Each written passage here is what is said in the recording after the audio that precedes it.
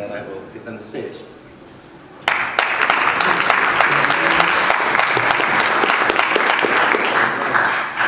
Thank you very much for everybody who joined today. It's nice to start the home stretch of the Monday session with everybody, so appreciate your time. Our focus today is going to be really talking about use cases where, the types of populations that we want to reach out to, and a lot of different types of engagements, qualitative, quant, face-to-face, and otherwise. Sometimes, that everybody is not as willing to share their experiences or mindsets about certain types of situations. And also we know that the impact of a lot of the types of work that we do is going to be limited if we're only thinking about the kinds of people who are willing to talk to us, and sometimes not being able to reach kind of a full breadth of the population that ultimately would represent the types of consumers who are going to be most important to learn from. So as we go through today, do a round of quick intros. We'll also talk through some of the human truths that just kind of underpin this type of challenge, and how to think about approaching just research design and kind of what types of techniques are going to be most appropriate to kind of engage consumers in different situations, and then talk through some specific examples. In general, just ideas and food for thought that we might be able to discuss as a group, but also some specific places where we've been able to use techniques like AI moderated qualitative research to really engage these types of audiences in new and dynamic ways. My name is Eric Dolan, so just as we officially get started here, I'm the head of North America for Bolt Insight. I've spent the last 15 years prior to Bolt on more client-side insights roles at both Johnson & Johnson and P&G, running brands like Pampers, Zyrtec, Listerine, and a whole bunch in between, and started my career in the supplier side. Happy to be here today and joined by Sibel. And I'm Sibel. I've been in CPG 20 plus years now in insights as well as innovation and brand marketing. So recently I embarked into a new journey, and I'm happy to be here as well. And I've been able to work with Bold Insights in my past year heavily. So I wanted to share some of the experiences I had with their tool. Yeah, excited to spend time today and engage on a lot of different types of situations. Also, we'll introduce kind of the organization behind a lot of the work that we'll be sharing today. As I mentioned, here on behalf of Bolt Insight, and Bolt was founded in 2019 by some insights and kind of commercial leaders from the CPG space who had set the company up to really serve a lot of the needs that were unmet at the time. Since then, in about 2022, Bolt Chat AI was launched as the first AI moderated qualitative research application specifically for this type of technique, and since then have conducted hundreds of different, with hundreds of clients and thousands of different projects and about 5 million different conversations using this platform to really not only serve a method that will reflect the kind of maybe approach that you're familiar with when it comes to in-depth interviews and those kinds of qualitative techniques, but really kind of bring a new type of approach to this method where really a mission is to bring kind of a more human touch to research in general, but specifically AI research. There's about 60 people total at Bolt, and we have offices in London, Istanbul, Singapore, the United States, all over the world. We're really researchers who are designing tech for these types of applications, and have spent our career in insights roles, both in client organizations as well as supplier side organizations as well. But I'll hand it over to Sibel just as we kind of reground and think about the type of kind of foundation that we want to set for the examples that we'll be sharing today. Yeah. So first we'll talk about the social desirability bias, right? And what this is about is people have a tendency to say the right thing rather than what they actually feel, think, or they want to say, right? And this usually occurs in the context of surveys or interviews where they feel, they will be judged, and then they kind of engage into misrepresenting some of the information. As we look at the three, if we can put up the three, so here you basically see as there's more AI tools being implemented, right? There's more empirical research being done to understand the interaction of humans with non-human agents, right? So there's three such research, which basically, to summarize the learnings from here, is that sometimes people find it more comfort in giving their truthful beliefs or thoughts to non-human agents, right? And these situations typically boil down to situations on sensitive topics, whether it is women's health, polarized politically charged topics, and any other sensitive issues that may, come to your mind, or with the product categories that you're working with. So if we go to, some of the challenges of sensitive conversations, especially within the context of building insights learning plan or executing insights projects, right? One of them is that even sometimes the most experienced moderator can be challenged by a person or a group dynamic, right? If it's a focus group, when there are certain respondents who are fearful of judgment. And in those cases, and probably we have experienced this ourselves, watching it behind the mirrors, right, is in those cases, the respondents will distort what the data that we are collecting, right? If it's a group dynamic, it might even have a bigger impact on the type of information being collected. Secondly, fear is a subjective topic, right? I might be fearful of judgment, another person is going to be less fearful, another is going to be not fearful at all. So depending on how much they feel they need to filter the information they provide, the conversation they engage into, then there's going to be fluctuation and discrepancy in the amount of filtering that has happened, right? Which is, again, is going to have a hard time reading through and interpreting what is being collected. Now, I think we have heard it enough today, and I'm a strong believer in it. There's not a one single solution for everything, right? We need to be choosing the right tool, and it's not going to be AI replacing the humans or the other way around, but I think it's finding the sweet spot where AI can complement what type of information we want to get and what type of business question we want to answer, right? So in such situation, AI can be a good complementary to human-moderated work, where it eliminates the barriers of fear and helps engage into more honest conversations. And through its probing capability, it kind of can get deeper into the conversation. And as we just saw, right, because it's a non-human agent, the respondent may be kind of much more open than it would otherwise be. Okay?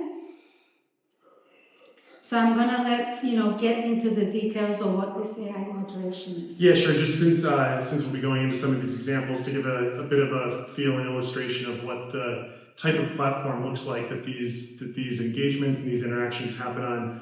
I assume most of the folks in the room today, if you're here at this part of the conference, that you're at least familiar with the kind of application for qualitative research with kind of an agent moderator who is conducting these interviews. If you're not, I'm sure you will be as you walk the floor tomorrow. There's a lot of activity in this space, which ultimately is a great thing for kind of insights. I think professionals and the industry overall is allowing a lot more engagement and kind of being able to kind of access parts of the population who might not be in a lead market or who otherwise might not be able to kind of fit into a traditional method where oftentimes these types of engagements need to happen face to face. Certainly there's some fundamental benefits of these types of applications, with speed, cost, and scale being kind of at the foundation, versus kind of traditional means of doing qualitative research. But it's also really important to understand how these agents actually behave as a moderator, as opposed to just executing a set of questions that are programmed into a discussion guide.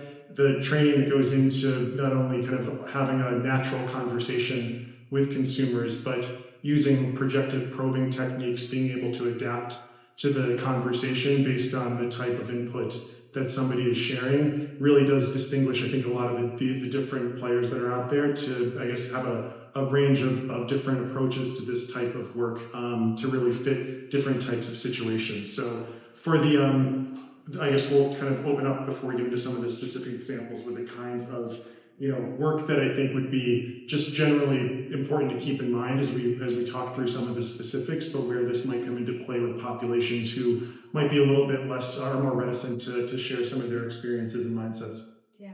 So on the left-hand side, right, you see the two topics that is the focus of today, which is the sensitive topics or politically or emotionally charged topics, right? But I was able to also use this tool for early stage exploration, right? You want to understand the market, you want to, that a category that you don't know about, your company doesn't know about, is interested to learning about, to see what the consumer journey is, what are the pain points, right? So that, maybe ideas can be generated to enter that market, that category. So that's another way to use it. And the fourth way is AI doesn't speak all languages, right? So if it's if there's a deep dive into ethnic groups, then it allows to engage into conversations in the language that the respondent feels comfortable with. If it's a multi-country research, same, right? It can reach to multiple countries or multiple ethnic languages in 2 seconds, right? So that's, I think, another use case to think about. If we go to the next slide,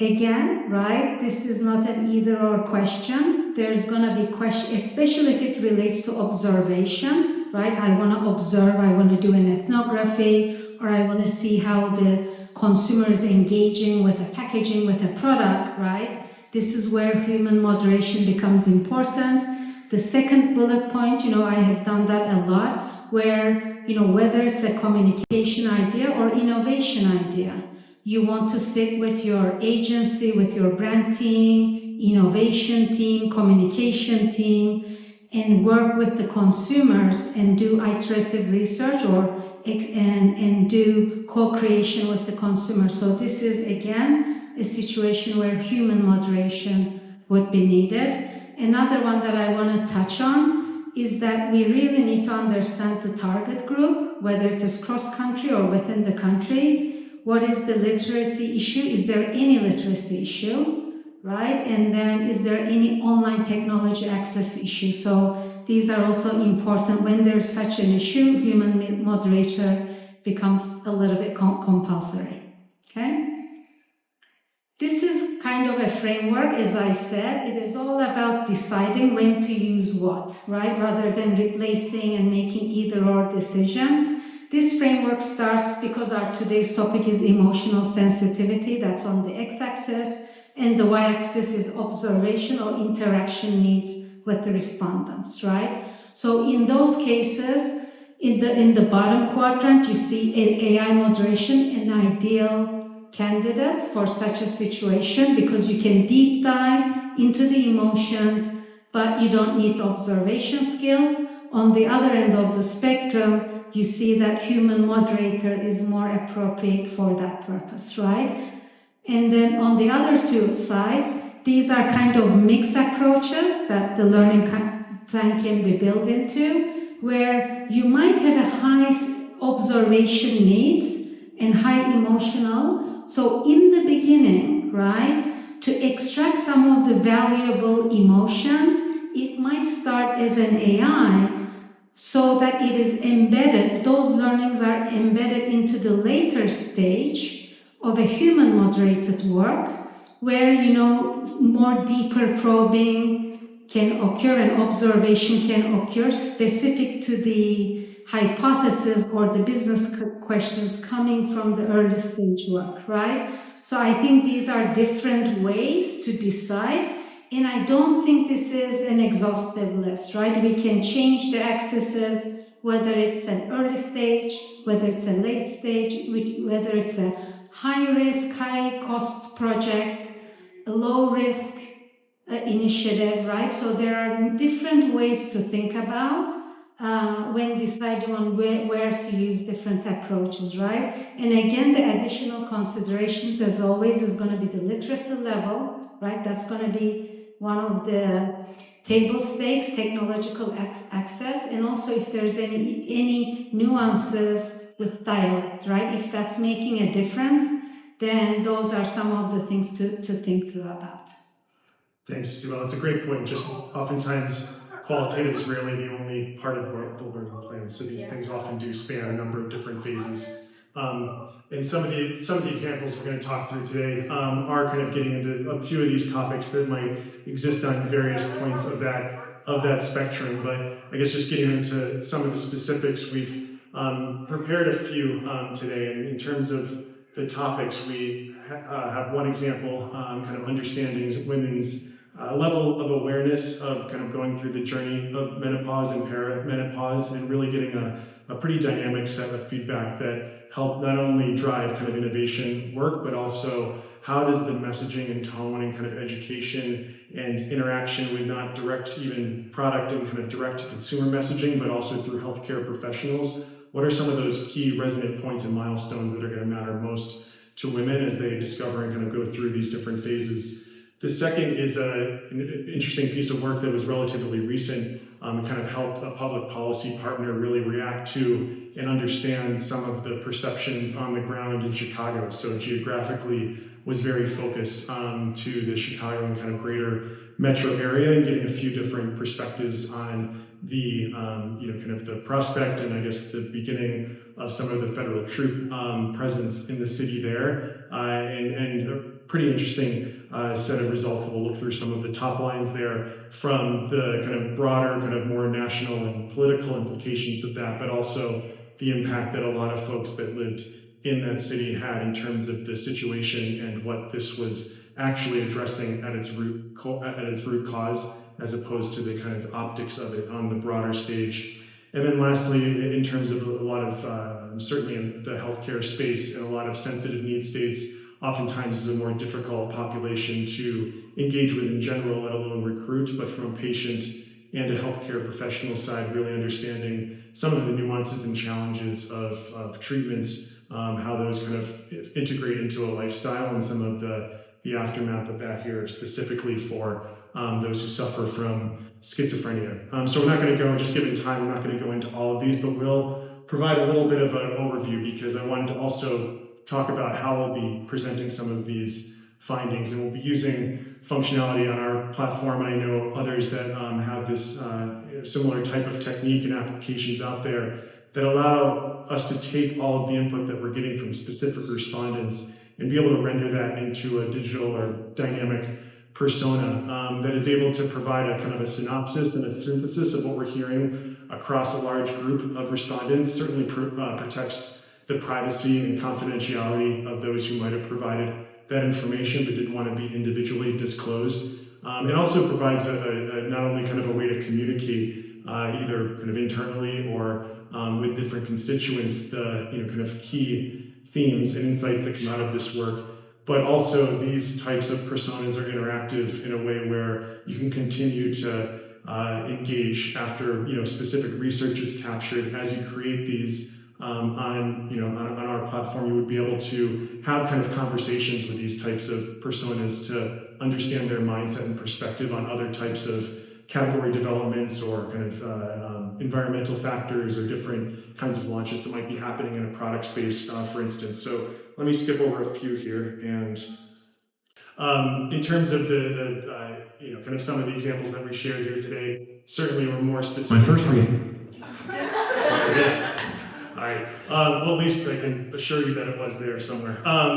This is something that is not just coming from us or coming from both. There is a lot of research out there, both from Columbia University, from Harvard, from the Center of Economic and Behavioral Inequality, where some of these stats were sourced from, conducted a kind of parallel pilot between human and AI moderation with 3,000 respondents, and kind of discovered a lot of the stats that you see here on the page. So certainly, while not necessarily appropriate in every situation, there is a level of engagement that I think is sometimes surprising to those who might be new to this type of methodology, and reassuring to those who are considering it in terms of not just the engagement and the output and input that consumers are providing in this situation, but also their experience and kind of level of satisfaction with it overall. As an example, this is just a very zoomed out kind of version of a transcript from specifically that piece of work with the on the Chicago perceptions on federal troop deployments, and just to give a sense of kind of the how robust the raw input that was coming in that ultimately created some of that ability to synthesize and analyze this input in a lot of different ways from a overall standpoint, really digging into the details. Every column here is a different respondent from the study of the 44 we reached out to. You'll see some are very robust and verbose, some are a little bit more concise, but certainly a very deep level of input that was provided, and not just kind of speeding through these types of surveys by any means. I think that will just about wrap us up. So Yes. we'll thank you very much for your time today. We'll Thanks. kind of wrap up this slide.